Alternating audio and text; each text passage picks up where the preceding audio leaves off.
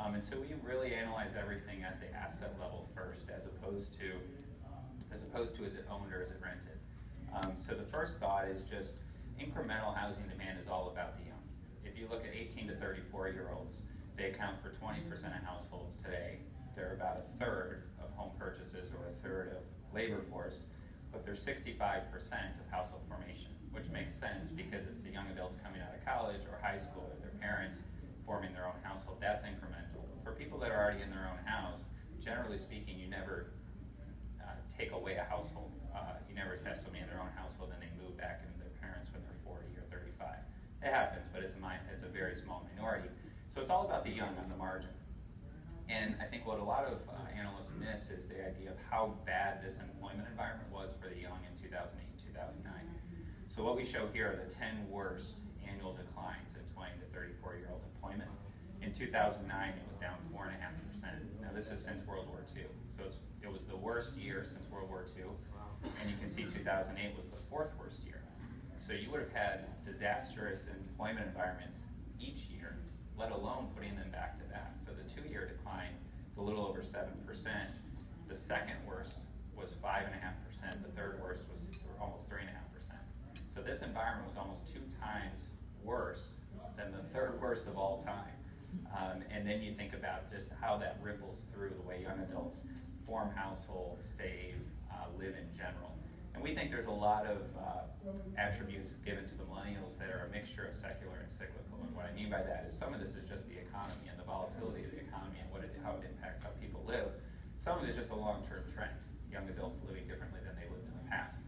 If you look at this chart here, in 1982, this was about 28.3% of 18 to 34-year-olds living with their parents or grandparents.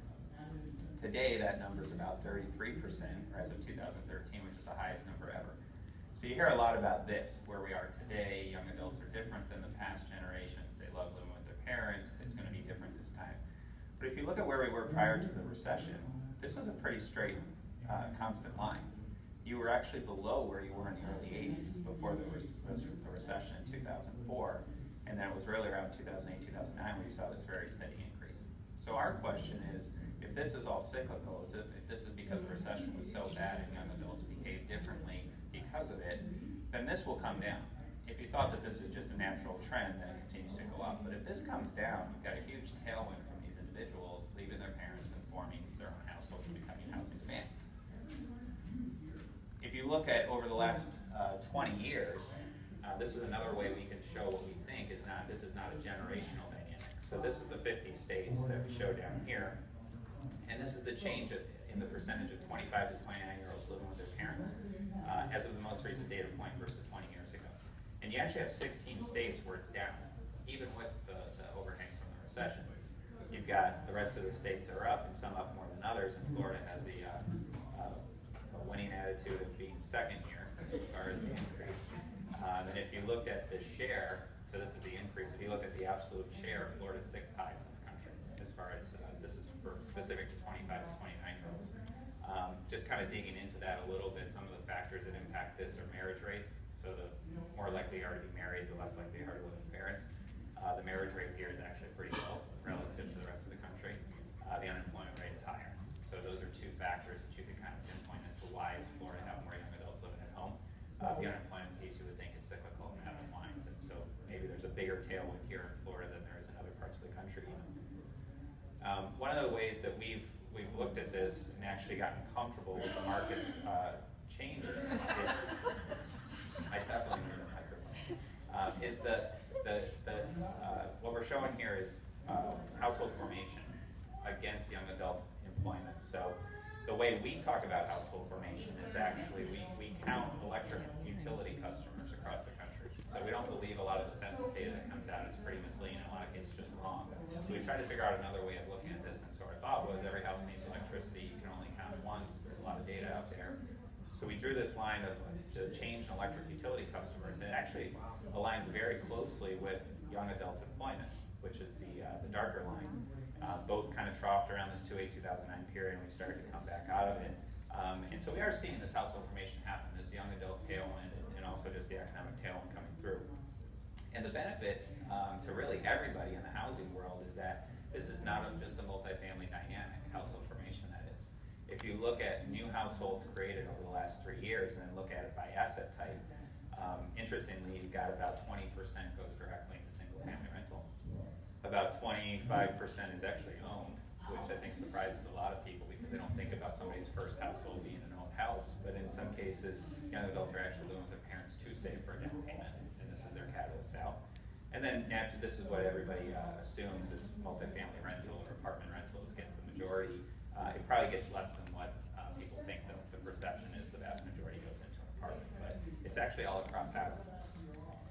So as you debate this single family versus multifamily, this is probably the most hotly debated thing in our world right now because of this thought process that everyone wants to live urban, everyone wants multifamily, they want walkability, and the suburbs are dead, single family is dead. So we disagree with that all from the gut, but in addition to that, we have to put data behind it. So any views we have, we generally tend to be pretty data heavy about it. This is just a very simple way of thinking about shelter. I mentioned we don't necessarily care if it's owned or rented. If you go back all the way to the 1960s, we have on here, this is the share of housing that's single family. And you see the baby boomer effect here, where the multifamily piece starts to go up and single family comes down. You also see the introduction of manufactured housing, which people don't talk about it as much today, but in the 1970s, 18% of new construction was actually multifamily housing. You think about that, 1 out of every 5 units, single family, multifamily, manufactured housing. It's manufactured housing delivered to the market. Today that's 5. So that's going to be much more single family demand than it was in the past. But even aside from that, you look at 68, 69% for the last 10 years of single family. This is households, this isn't just units, so this excludes empty units. This is what people are actually living in. So there hasn't really been that much variation even when you consider the housing crisis and the foreclosure crisis that had a headwind to single family. What you have seen, looking over the last 10 years up here, and this is just the decade 2000, 2010, is multifamily has taken share in total. It actually held last decade, it took this share this decade. But single family has actually been holding share over the last 10 years, which is what I mentioned, and they actually took share in 2000, 2011. So this isn't a situation where across the country, more and more people are living in multifamily. There's a lot of nuances to the age type dynamics. But what you are seeing is this shift away from manufactured housing and away from multifamily 2 to 4, which is probably more relevant by us where it's duplexes and quadplexes. But you're seeing market share in the type of asset. If you look at it by age, which everything we do on a demographic standpoint, we look at by age, is you naturally would think younger people behave different than older people. So here we're looking at 25 to 39-year-olds. And if you look at that same exact chart, single family is actually losing share over the last 10 years, and multifamily is gaining a lot. And this is the same trend that we saw with multifamily last decade, but single family, you did have a gain last decade too. So the way we think about this is part of the cycle. This is the housing crisis and foreclosure, and you lost a bit here. This is probably benefited from the strength of housing last decade. If you had to wash it all out, we know that young adults are living more in multifamily than they have in the past, but they're not shedding single family to the degree people probably think. The big driver of this is the factors of children and marriage. So if you look going back to 1980, the percentage of 25 to 39-year-olds that had a child in the household was 66%.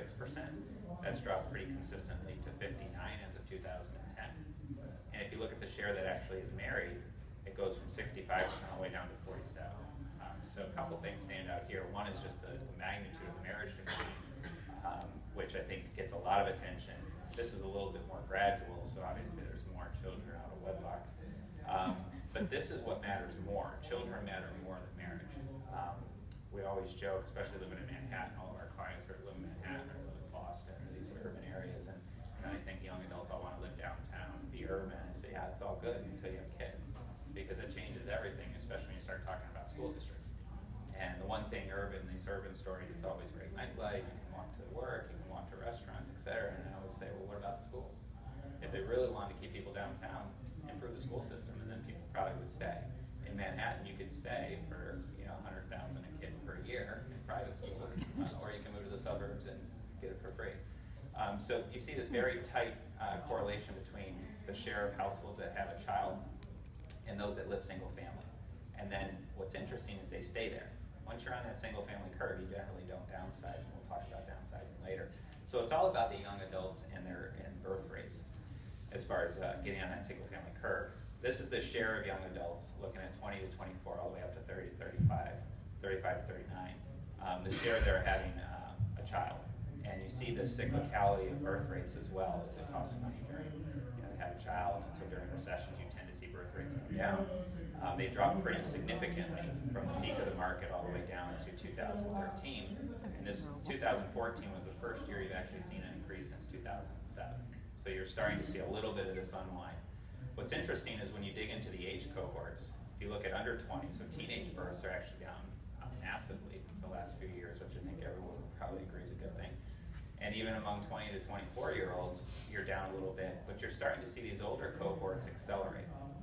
We have this note on here. If you look at 25 and over, births were up 3.4% in 2014, and that's the strongest number since 1990. So you are starting to see young adults behave a little bit more normal after retrenching during the recession. Another thing that you can kind of look at that tells us there's some cyclicality to this and likely some tailwind to single family is looking at the share of married couples. So this is 25 to 39, they're married, and we're saying where do they live? And this is the share that lives in a traditional apartment building. So you see over time this pretty gradual increase from 2004 on up here through 2008. This is the secular side. This is young adults getting married later, having children later, needing space later. So this is the part of the market that we'd say is probably pretty sustainable. Then you see this very significant increase over the recession, where now you have 13.7% of married couples living in traditional apartments, where the trend line would have told you that would be 11.8%. So this is a perfect example where we see some unwind here from a cyclical standpoint, but secularly you probably are still going up. But this probably means there's a lot of young adults in multifamily units that they don't really want to be longer term and are candidates to move out here in the short term. The other side of the coin, which doesn't get talked about as much, but I think is probably even more relevant here in Florida, is just what's going on with the older generation and their housing needs and choices. This is the exact same chart we showed earlier for the younger cohorts. This is 65 and older. And this is actually a pretty clean trend no matter how you look at it. They want and are using, they're staying in single family longer and still want single family to a greater degree. So the share of households for 65 plus in single family went up both over the last 10 years and significantly last decade at the expense of all other asset types. Part of the reason here is that they're living longer, and the downsizing happens later than when most people assume. Especially, again, back to our world where it's younger analysts, they're putting baby boomers in their retirement homes at like 60 and assuming that it's basically now where all the downsizing is starting to take place. You look at the data, this is the share by age cohort down here. This is the share that actually lives in a multifamily unit. And you can see that actually doesn't start to change until 75 really. You start to see the acceleration and then jumping up into the 80s. And then the dark line, it's called group quarters by the Census Bureau. It's basically, it's not a house. So for younger adults, it's dormitories and prison. And for older cohorts, it's usually assisted living. So you don't really see that increase, hopefully more dorms than prisons, but you don't see that increase until, again, 75, 80. So this, what our conversation really needs to evolve around. We know the baby boomers are massive, and we know that they're bigger than prior generation, or the following generation, so there's going to be a housing impact, but you have to understand when it's going to happen, and I think it's later than what most people assume. Just to put some perspective behind this, if you look at the baby boomers today are roughly 50 to 70. So they're not going to be, the midpoint of that's not going to be to that 75 cohort until roughly 2030. So you got a pretty long tail. And the other dynamic is they're so big that it's not really a cliff. Eventually it's a migration because it's going to take a lot of time for these for the end of the cohort to work through. This is actually looking at the bar here is the number of 75 plus. And you can see here pretty interestingly, it never declines, at least based on our population projection as well as the census, all the way through 2050. So there's not a cliff to be had of this older cohort. And even more interestingly, you can see all the way through 2040, the black line, it's growing above overall population growth, which is roughly around 1% today, percent per year. So this age cohort is actually still taking share for some time. And a lot of this does have to do with health and life expectancies elongating.